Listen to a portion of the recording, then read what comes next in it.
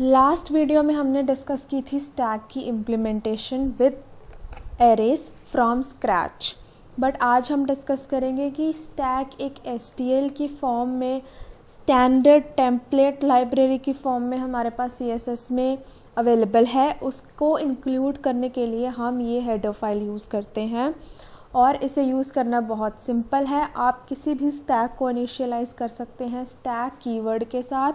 आपको बस लिखना है स्टैक और ये एंगुलर ब्रैकेट्स के अंदर आपको डेटा टाइप मेंशन करना है। ये हो सकता है स्ट्रिंग, कैरेक्टर, कुछ भी हो सकता है। जैसे कि मैं एज्यूम करती हूँ कि मेरे लिए जो डेटा टाइप है वो इंटीजर है और फिर मुझे स्टैक का नेम देना है। जैसे मैंने स्टैक का नेम दिया है ST। आप इस तरह से स्टैक को इनिशियलाइज़ कर सकते हो। इनिशियलाइज़ करने के बाद इस ST को आप यूज़ कर सकते हो। जैसे अगर मुझे कोई भी एलिमेंट पुश करना है तो मैं यूज़ करूँगी ST.push। इससे मैं कोई भी एलिमेंट यहाँ पे ऐड कर लूँगी। जैसे अगर इंटीजर मेरा स्टैक है तो ST.push 5 से मैं एलिमेंट ऐड कर लूँगी स्टैक के टॉप पे। फिर दूसरा फंक्शन इसमें है हमारे पास ST.pop। इससे क्या होगा, लास्ट एलिमेंट स्टैक से डिलीट हो जाएगा। It will delete the element from the top in the stack. जैसे कि जब मैंने 5 पुश करवाया तो 5 पुश हो गया। जब मैंने ये पॉप फंक्शन किया इस पे अप्लाई तो ये 5 पॉप आउट हो जाएगा। So deleting the element from the top. फिर होता है हमारे पास ST.top।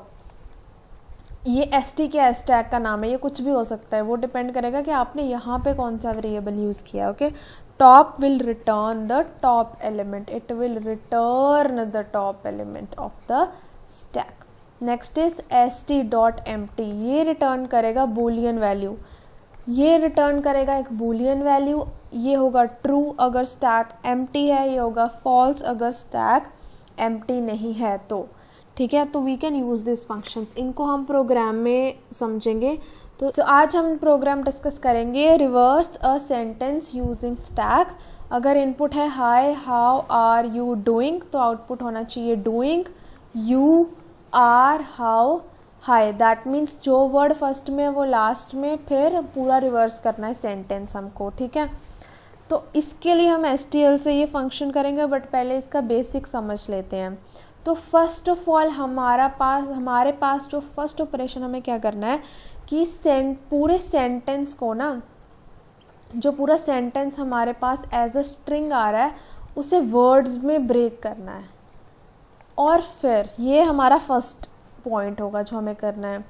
और फिर उस एक सिंगल वर्ड को जब आप ब्रेक कर रहे हो ना, तब आपको उसे स्टैक में पुश करवाते जाना है, एक एक वर्ड को।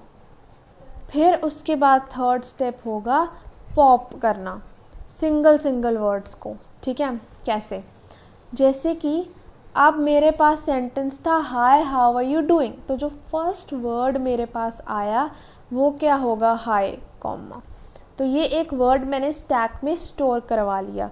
अब एक वर्ड से दूसरे वर्ड का हमें कैसे पता चलता है कि दूसरा वर्ड स्टार्ट हो गया? वो होती है यहाँ के बीच में, दो वर्ड्स के बीच में क्या होती है, स्पेस।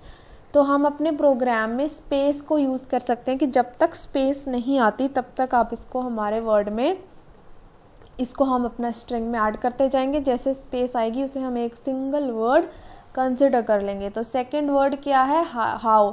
हाउ को भी हमको स्टैक में इंसर्ट करवाना है। फिर हमारे पास वर्ड आएगा आर, उसको भी हम स्टैक में कराएंगे। फिर आएगा यू, उसको भी स्टैक में पुश कराएंगे। और फिर आएगा doing.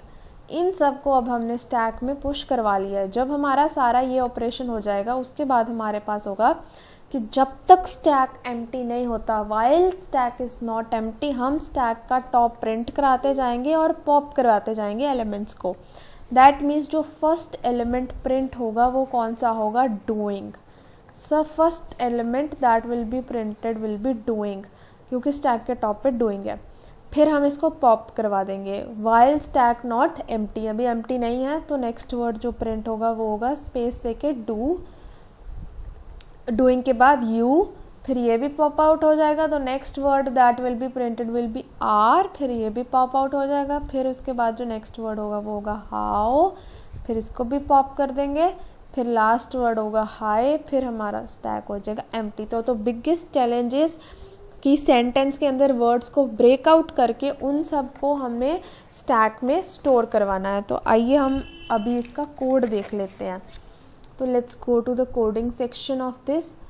This is the online editor that I am using and this code is already written in which हमने STL को इंक्लूड कर लिया है, IO स्ट्रीम को, name space, standard, integer, main के अंदर हमने एक स्ट्रिंग में पूरा सेंटेंस स्टोर करा लिया है और ये एक फंक्शन कॉल करा लिया जिस फंक्शन से हमें प्रिंट करना है उसका रिवर्स सेंटेंस। तो लेट्स सी, हम इस फंक्शन को अब लिखते हैं। रिवर्स सेंटेंस के अंदर हमारे पास इनपुट आ रहा है स्ट्रिंग में, ऐसे ही ले लेते हैं स्ट्रिंग को। अब सबसे पहले हमें क्या चाहिए, हमें इस प्रोग्राम के लिए एक स्टैक चाहिए।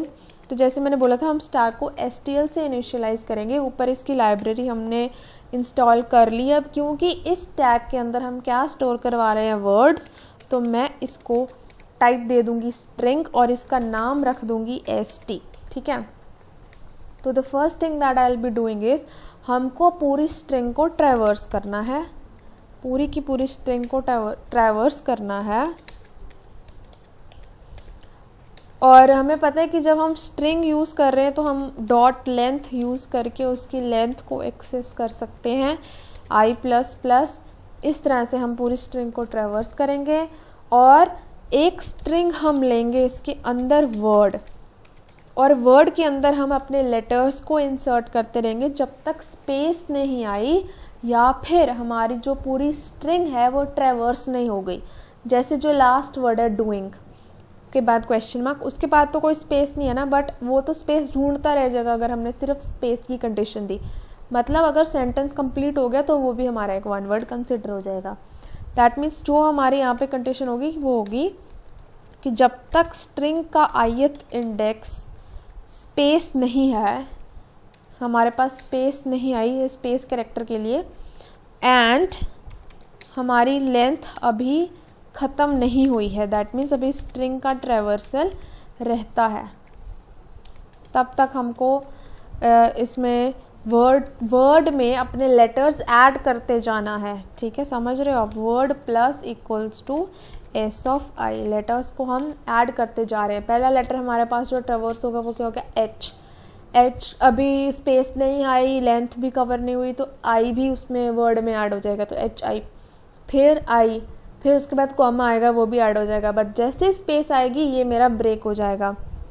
बट मुझे यहाँ पे I++ करना पड़ेगा ताकि वो साथ साथ I को इंक्रीज़ करता जाए और मेरा वाइल लूप चलता जाए। जैसे मेरा कॉमा के बाद स्पेस आएगा ये वाइल लूप बंद हो जाएगी, तो मुझे इस वाइल लूप से बाहर निकल के क्या करना है, उस हाई को अपने स्टैक में पुश करना है। तो मैं यहाँ पे ऑपरेशन लगाऊंगी st.push वर्ड, तो मेरा वर्ड स्टैक के अंदर पुश हो जाएगा। तो इस तरह से मेरे सारे वर्ड्स पुश हो जाएंगे। उसके बाद सारे वर्ड्स पुश करवाने के बाद, जैसे मैंने बोला था, जब तक स्टैक एम्प्टी नहीं होता ना तब तक हमको इसे प्रिंट करवाना है बाहर, क्योंकि हमने जैसे लास्ट वीडियो में देखा था कि जब हम स्टैक में कुछ भी इंसर्ट करते हैं उसके बाद हम उसे रिमूव करते हैं तो वो ऑटोमेटिकली रिवर्स ऑर्डर में हमारे पास आता है। जब तक एम्प्टी नहीं होता तब तक हम स्टैक के टॉप को प्रिंट करते जाएंगे और फिर स्पेस दे देंगे यहाँ पे। उसके बाद हम करेंगे पॉप अपने एलिमेंट को, जब ये सारा हो जाएगा फिर हम यहाँ पे एक स्पेस दे सकते हैं, 1 लाइन स्पेस, क्योंकि हमारा पूरा प्रिंट हो गया है। Let us save this and run and see how it works.